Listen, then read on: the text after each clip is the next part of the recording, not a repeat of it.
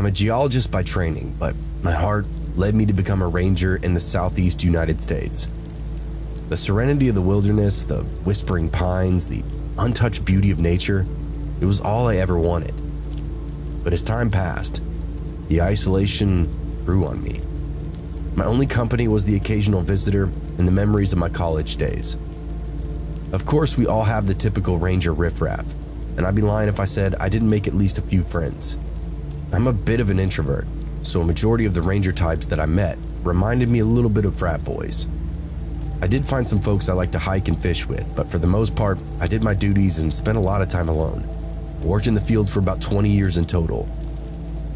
One day about a decade ago, an elderly couple caught my eye. They were not your typical tourist.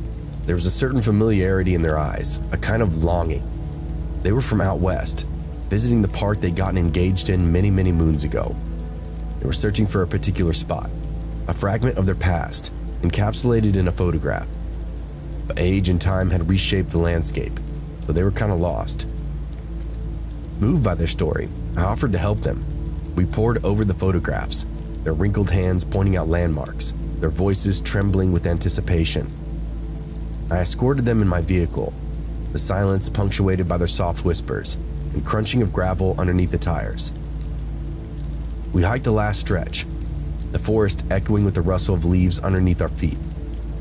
When I say I escorted them, I mean they followed along in their Toyota 4Runner.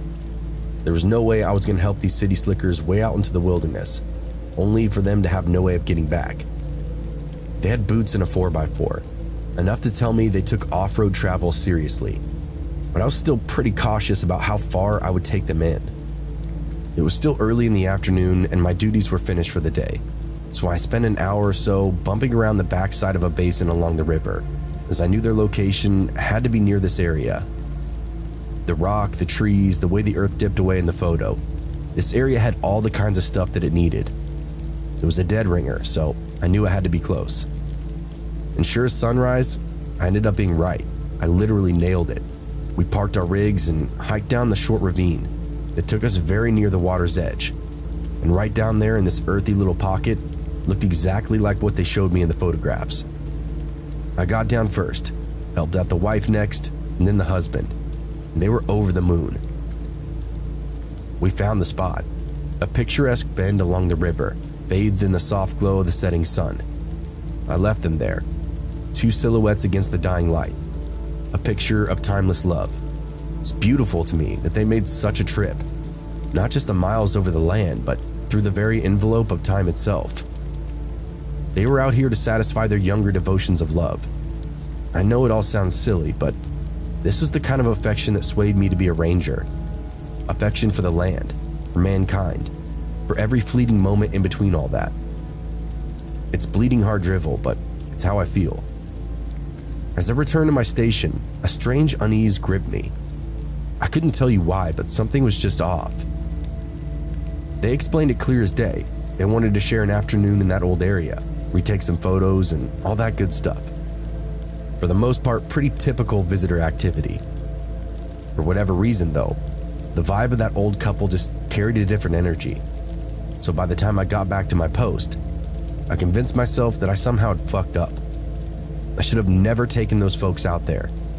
As a park ranger, you can imagine that's a poor feeling to have, like you failed to do your job.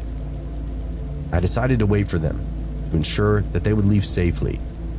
Night fell, and the park was bathed in this eerie silence.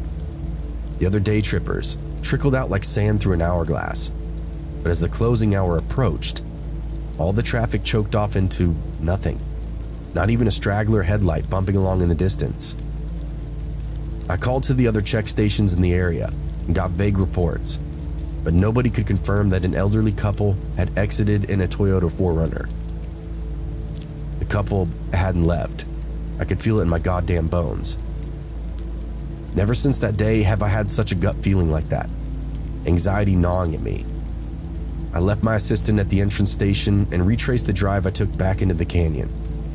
There wasn't a soul, save for a couple of overnight campers that we already knew about, as they had the proper permits and paperwork.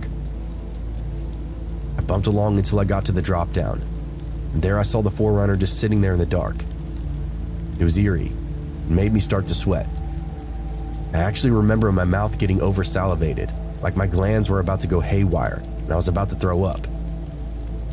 Fingers shaking beyond belief, I shifted into park and killed the engine, but left the headlights on. It was dark out there. I knew I was going to need help. All the help I could get finding them. I hiked down to the ravine, lost my nerve, just kind of waited there for a minute. Their car was here, so I knew what I was about to find. Probably something bad. I called out a few times, hoping maybe I'd be wrong. They just got a little off course, or maybe couldn't make the short climb back up to the car. Only silence answered me though. So I manned up and finished the descent down to the shore of the river. The sight that greeted me was as beautiful as it was horrifying. The moonlight helped me out a bit. I could see some forms sprawled out in the dirt below a tree, legs pointed toward the water. It looked like I maybe even disturbed them, as if they were just bundled up, cuddling beneath the endless stars overhead. "Hey, Ranger District here," I called out softly. They didn't move. I took a quaking breath and lit the scene up with my flashlight. There they lay, spooning on the riverbank, motionless, their faces serene. A sense of finality hung in the air. They were both dead, but they didn't look scary or miserable. It was the weirdest thing coming up on them like that, and having that premonition earlier like this would be their fate. They clearly weren't murdered. This was some kind of planned suicide by the look of it. I seriously doubted they both dropped dead of strokes or heart attack at the exact same time. I called the cops, my mind in a whirlwind of confusion and sorrow. The following hours were a blur of flashlights, hushed conversations, and deep, overwhelming sadness. The police disclosed their identities, but little else than that. It was only later on that I learned the heartbreaking truth of the matter. The wife was terminally ill, her life slowly being claimed by cancer. They'd chosen to end their lives together, in the place where their journey had begun. That news hit me hard, but I found solace in the thought that they were at peace, together in death as they had been in life. They hadn't asked for help because they didn't want to implicate anyone else. Their final act was a testament to their love, a love so profound that they chose to embrace death at a place etched in their memory, under the vast, indifferent sky. Their story, though tragic, touched me deeply. It was a stark reminder of the transience of life and the enduring power of love. As I walked the trails of the park, under the towering trees and along the winding river, I'll always remember them. Two souls who found their final resting place in the corner of the world that they loved, leaving behind a story that echoes in the silence of that wilderness.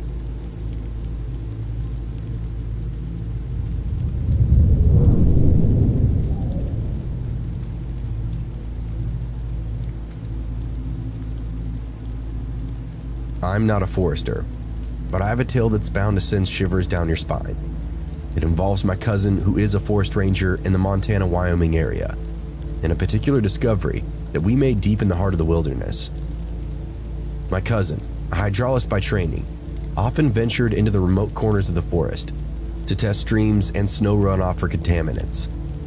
The idea of accompanying her on one of these expeditions seemed kind of thrilling, so I did decide to join her. We packed all our gear into saddlebags, preparing to camp out in the wilderness for 2 nights. Now obviously my cousin did this regularly by trade. She was tough as nails and didn't bat an eye at the notion of sleeping in the middle of nowhere, all by herself. It was just part of the job for her. I grew up camping and roughing it too, so you could say I was in my element as well. Still, there was something about the isolation that just had me on edge. We were going to be very far from anywhere, and no help would be anywhere nearby. No family, no nothing. It was just her and I, and miles of treacherous woodland. The first day was nothing short of magical. The scenery was breathtaking, the air so pure it was almost intoxicating. The tranquility of the wilderness was a stark contrast to the hustle and bustle of the city life. I fell in love with that area instantly, wishing that I could visit more often. That first day, though, was all business, so it was split into 2 different activities. The first half of the day was mostly getting her work done, which involved a lot of back and forth trail walking, lots of backtracking, and we had to take the samples back to camp.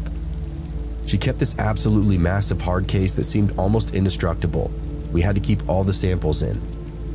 Once she was satisfied and had shown me all the ins and outs of her job, she took me around sightseeing from all the beautiful lookout points. The day was eventually over though, with the rippling sunset lighting the way as we hiked back to our camp. It was like being in a movie, just so out there, well beyond people, cars, civilization. Some of the trails were so thin and spare, and I thought they weren't even for humans. My cousin utilized a network of game trails that was well up the side of the mountain. We cozied up into camp, had this splendid dinner of sandwiches and Cheetos, even some pasta salad that we kept in a small cooler. Everything was excellent. My cousin took the time to give me even more information on the area. I was right. Very little recreation went on up here. No engines, no cars, no off-roaders.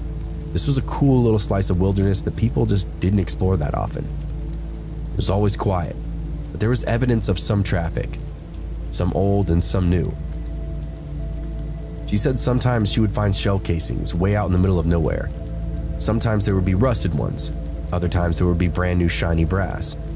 Very weird, but not so weird that it kept her up at night.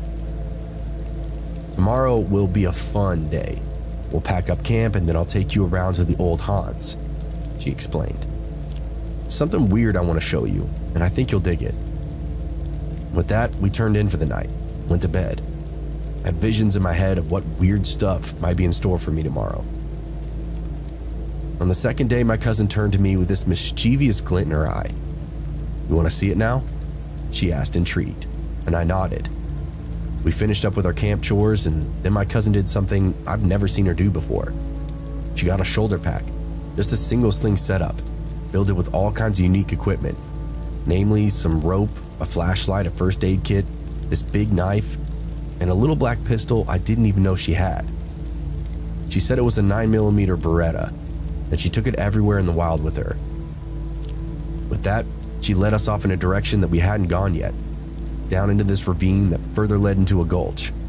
It was almost like someone had dug a trench along the side of a mountain. A part I failed to mention at the beginning of this story was that my cousin had hauled some horses out with her for this particular job. She used them for some of the more distant locations that she needed to test water in. I personally wasn't much of a rider, so she had me saddle up behind her, and she took us across the mountain face on her best horse. At the end of the secluded fold in the land, we dismounted our horse and tied him up in this picturesque clearing. My cousin then instructed me to follow this narrow wildlife path, then handed me our rechargeable radio. It was this little compact device, capable of being wound up for power and doubling as a lantern if need be. This was her way of telling me to look alive and stay alert without getting me creeped out. If she was handing me equipment, I knew that we were in a deep, isolated part of the wilderness, where predators might lurk, and who knows, maybe something worse. I scanned the area and followed her instructions. As I ventured down the path, I stumbled upon a sight that was utterly out of place in the middle of this wilderness. A large coil of wire, similar to the 10 or 12 gauge wiring used in houses, was protruding from the ground. I stopped, completely dumbfounded. How the hell could this be out here? And then it hit me. This must be what my cousin was talking about. The weird, creepy thing that she was going to show me. I felt a mix of uncertainty and disappointment, as I was kind of expecting something way bigger and scarier. I realized it probably wasn't even attached to anything, so I grabbed the wire and pulled.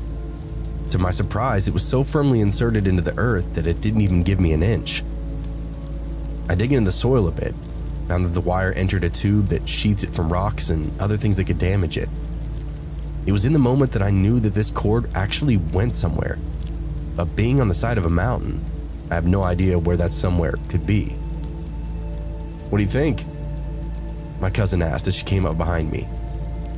"Really, really weird. Do you have any idea where it goes?" "Nope, none of us do. Some of the other rangers told me I'd find this out here. I didn't think anything of it until I found the desk. It's got to be a hoax of some kind, right? Probably some old joke from when crews were running power lines through here." My cousin nodded and then shrugged. Then she told me a story. The wire wound its way through the underbrush, strung across tree limbs, snaked around rocks, and finally terminated into an outlet mounted on the side of a desk. The desk, reminiscent of the old ones from my school days, stood alone in the wilderness. No chair, no building, nothing else, just a lone desk with a live outlet. Confused and curious, I watched as my cousin plugged the radio into the outlet. To our astonishment, the radio lit up and began blaring static. Despite being miles away from civilization, with no road access, buildings, or people, we found a live outlet. The wire was being fed from somewhere, a source unknown and unseen. It was an enigma, a lone power desk in the middle of the woods. I really regret not taking a picture of it, for it was a sight as eerie as it was inexplicable. Now, when my cousin first got this job, the other rangers told her she'd find a live cable out there. When she went out to take samples for the very first time, like 2 or 3 years prior, she found the cable and followed it to the desk.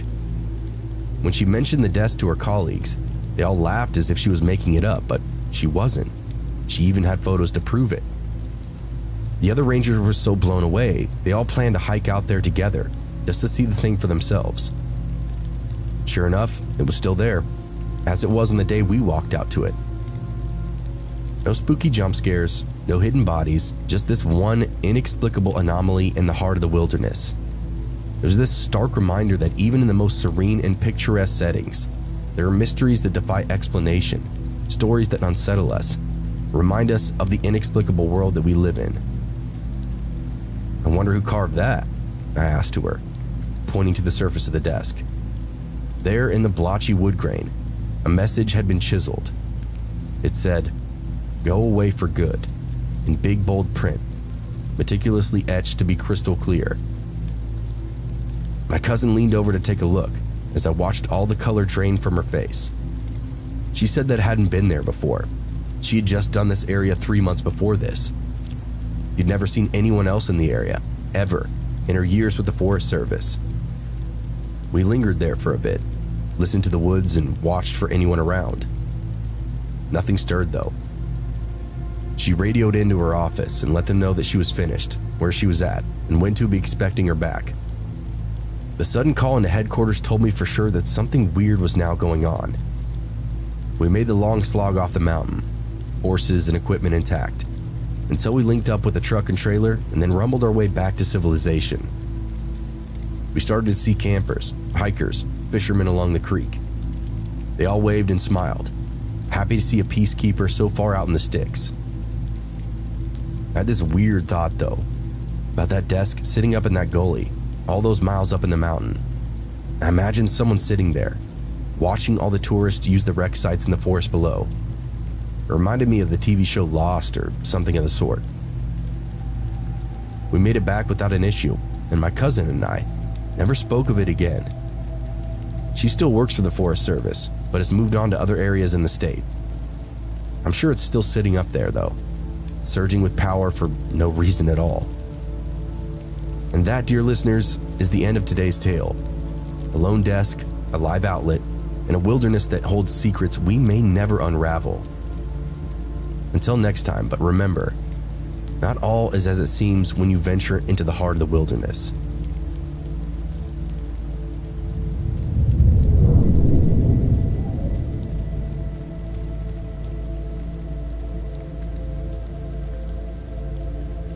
I'm not a ranger, but my past isn't far off.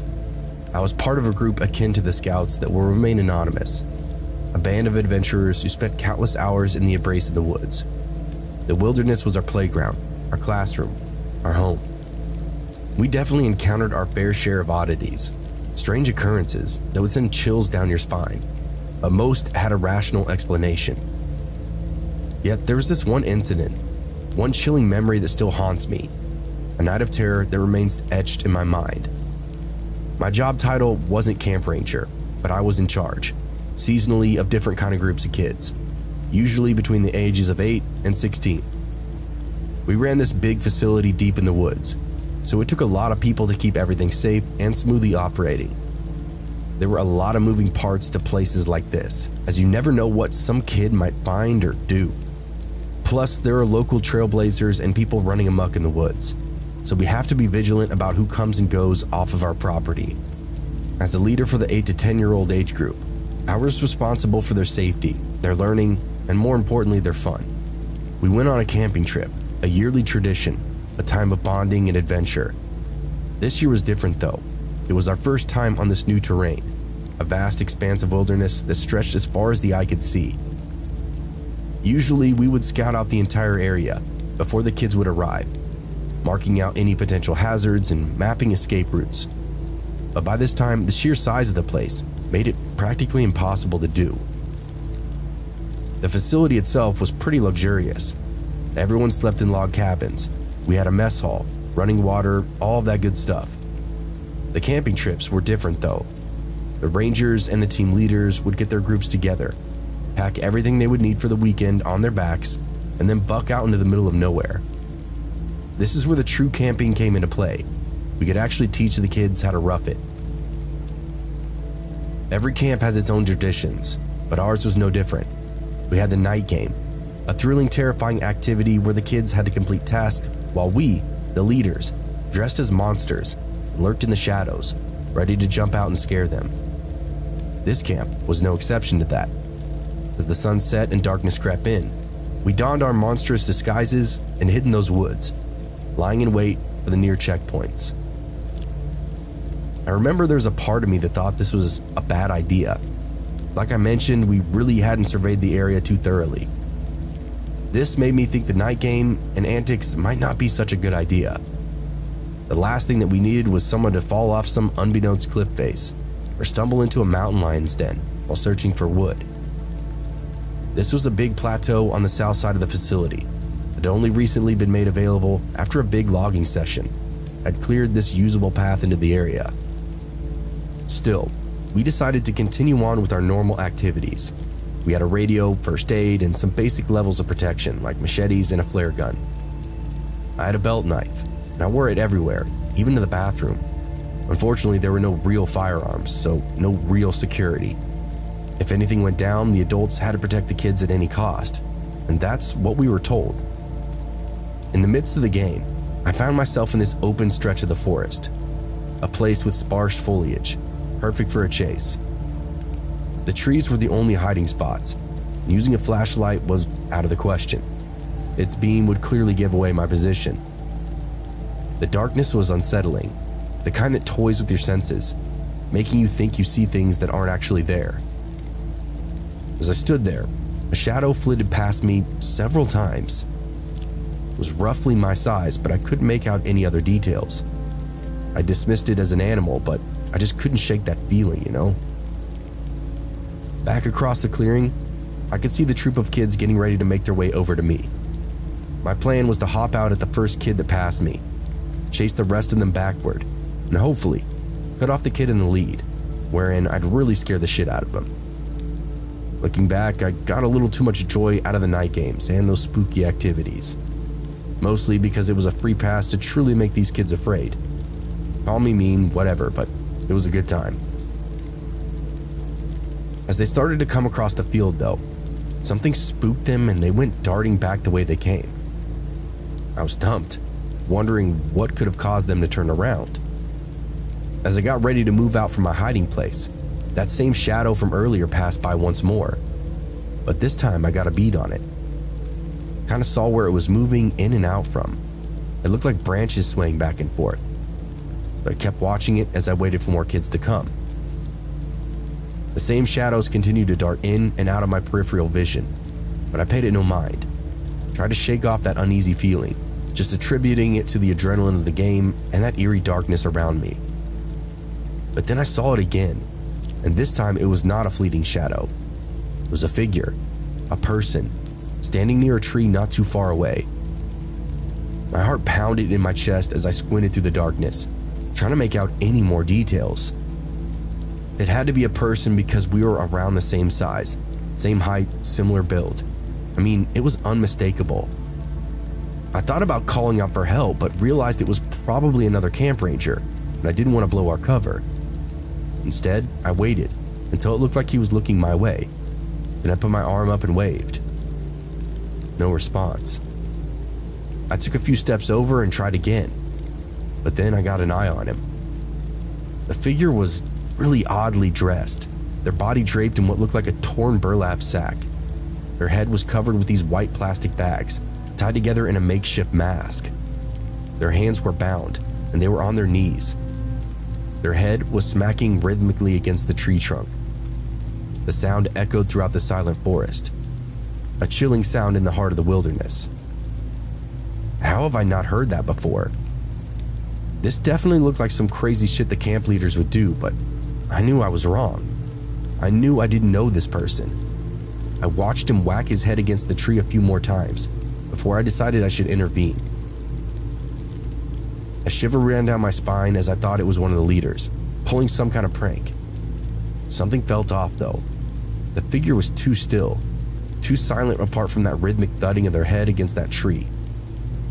I called out, my voice echoing amongst the trees. Again, no response, just that thudding sound. I approached, my flashlight aimed directly at the figure.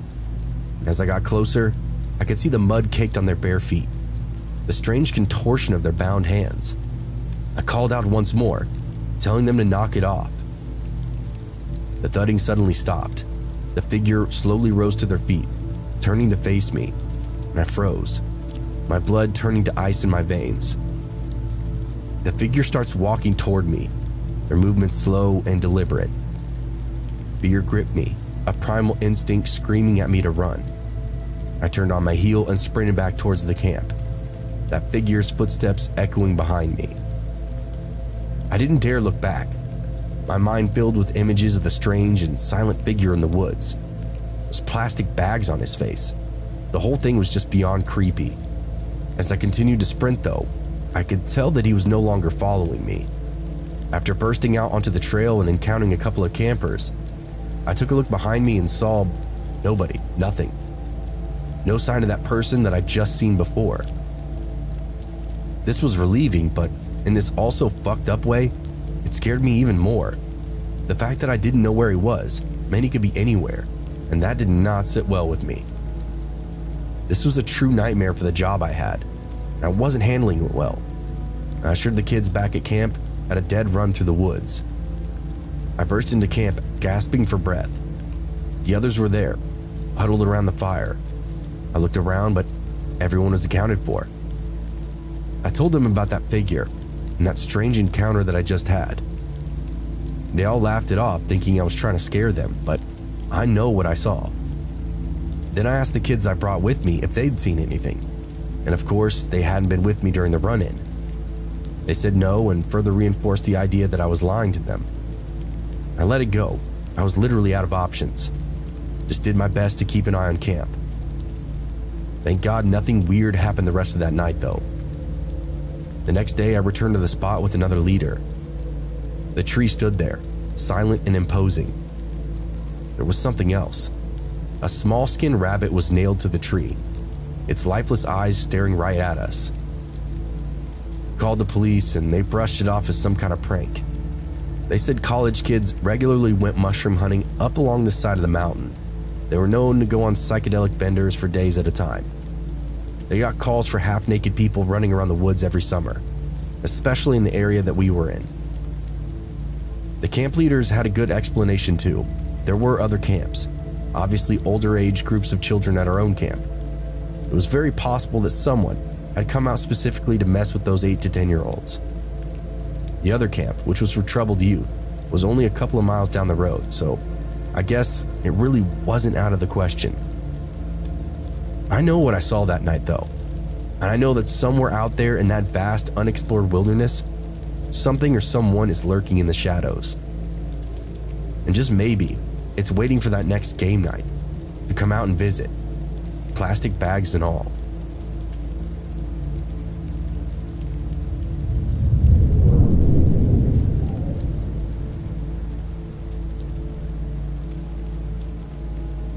I've spent years working as a ranger in the desert park.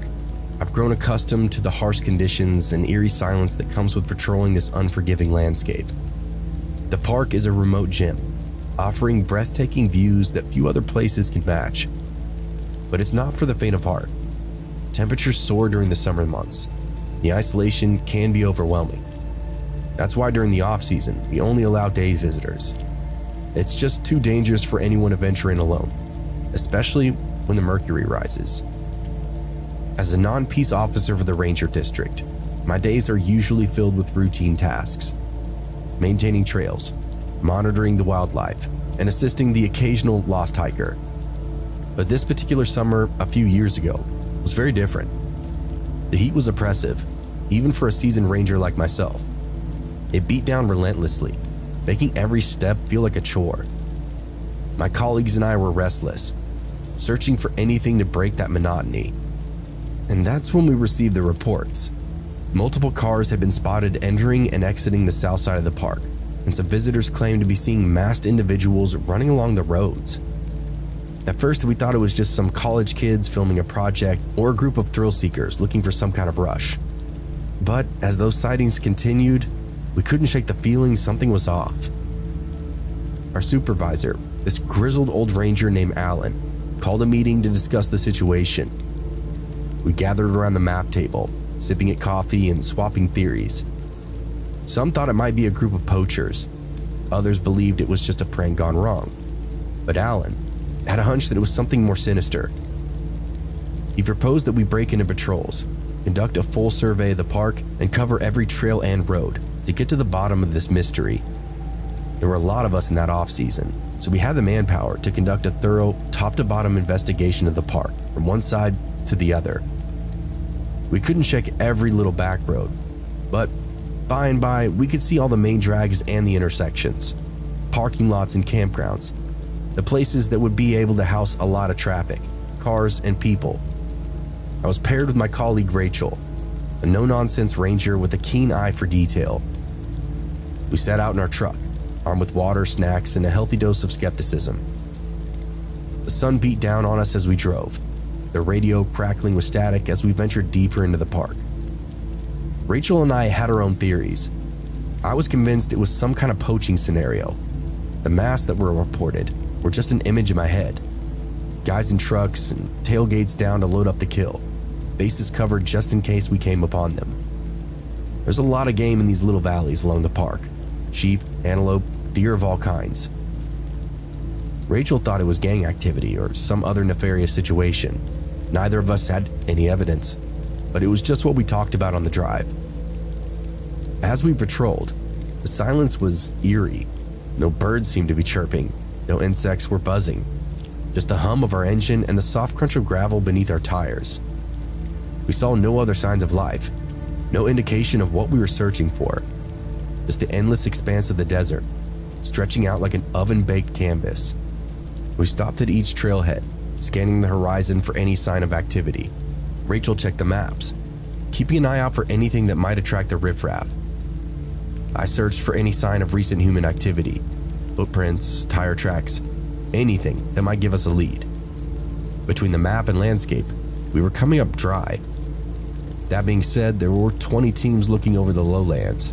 We were only searching one little part. Just because we didn't find anything didn't mean the same for the others.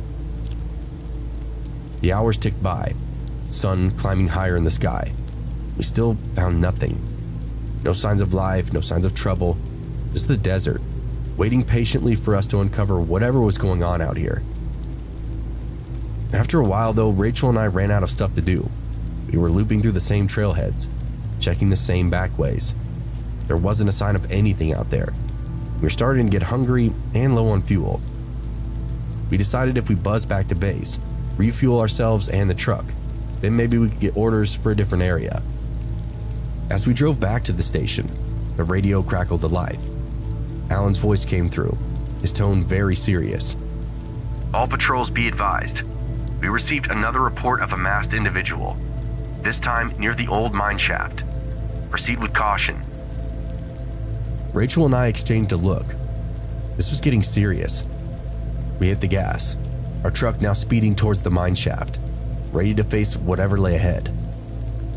Alan sounded dreadful over the radio, so we really didn't know what to expect or what to think. As we arrived at the mine shaft, the other rangers were already scouring the area. their trucks parked haphazardly around the entrance. We joined the search, our eyes scanning the dusty terrain for any sign of these masked individuals. There's nothing. No sign of them. No sign of any recent human activity. Just the remnants of past visitors, cigarette butts, spent shell casings, and all kinds of various litter. Still, it was creepy. The mine was this old derelict thing, dropped right into the top of the hillside. There was a wooden frame and a portion of the ladder that fed you straight into darkness. But beyond that, it was just collapsed. There might be little offshoots a person could hide in, but there was no way we were going down there to look for anybody that didn't need help. Rachel and I exchanged a look, our initial excitement dwindling now. It seemed our theory about college kids was correct. Some artistic project or prank, whatever the kids do. We were about to pack up and head back to the station when Alan called out. "Hold up, folks. Let's leave a pair of rangers behind to keep an eye on the place, just for a few hours. Just in case." 2 rangers volunteered to stay behind. The rest of us loaded into our trucks and ready to head back to main base. As we came around a bend, a voice crackled over the radio. "We got a vehicle parked behind some rocks at the dogshit campground. Looks suspicious."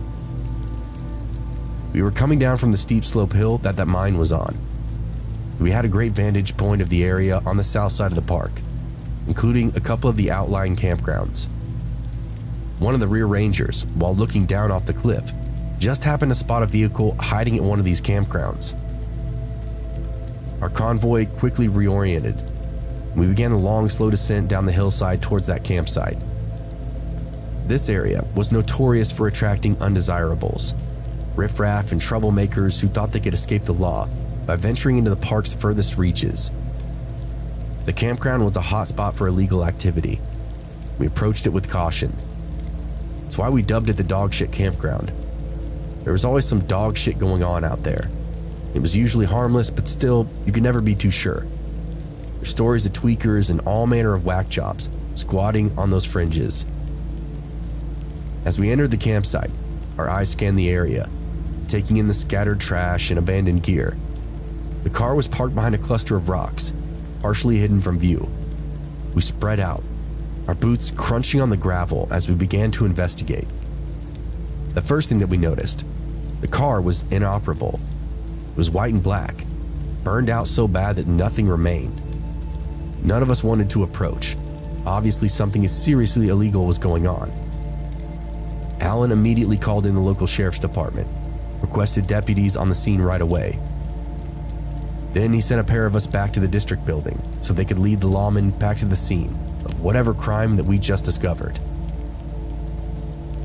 The air was heavy with this ominous silence, the only sound of creaking trees and the distant hum of a fly buzzing around our heads. Rachel and I walked the perimeter, our eyes scanning the ground for any sign of any activity. The sun continued to beat down on us, casting these long shadows across the dusty terrain. Again, nobody wanted to approach that car, so we just putzed around, looked for any other clues.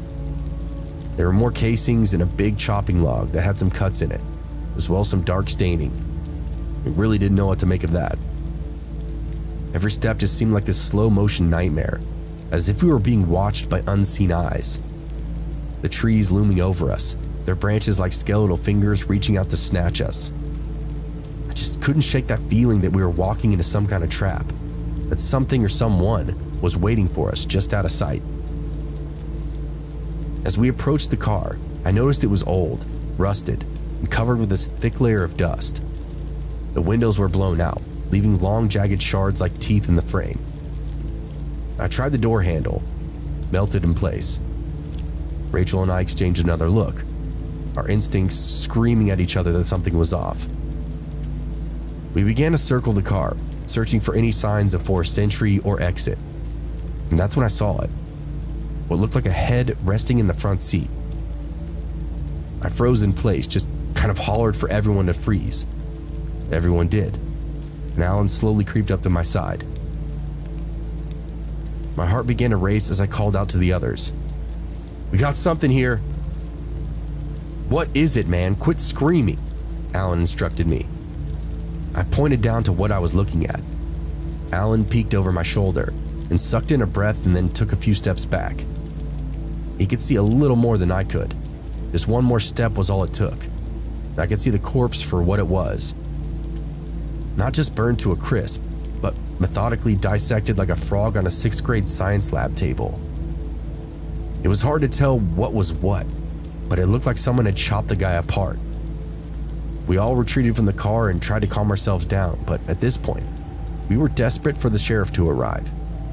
That was at least an hour out. I wish I could say that we got answers and relief that we desired when the law got there. They taped it off and started taking photos. But when we explained the body and when they saw it, their entire demeanor seemed to change. They dismissed us, said they would reach out if they had any further questions. When we came back to check on the scene the next day, that vehicle was gone, as well as all the trash from the area. We got the official report a few weeks later. All of us were stunned. The conclusion was suicide. The man had been seatbelted into the vehicle and then set it on fire. But before that, someone had laid him out and removed his arms and legs with a wood chopping axe. Probably the chopping log that we saw with that dark stains on top. So how did he cut his own limbs off, climb into the car, put a seatbelt on, and then light it on fire? Alan, the lead for the district, said there was a lot of illegal drug trafficking in the area. It had to be related to that. No other scenario made sense. It also made sense why the sheriffs weren't too keen to investigate. There wasn't going to be any leads or breakthroughs in a case like this. This was a make-or-break experience for our department that year. A lot of people moved on to different parks, different occupations altogether. Murder at the edge of the world wasn't in the job description, and a lot of us felt like we were moments away from walking into our own deaths that day. Not me, though. I stuck with the district and still work in that unforgiving desert to this day. I have a lot of cool and weird stories, but this is definitely the darkest thing to ever happen on the job.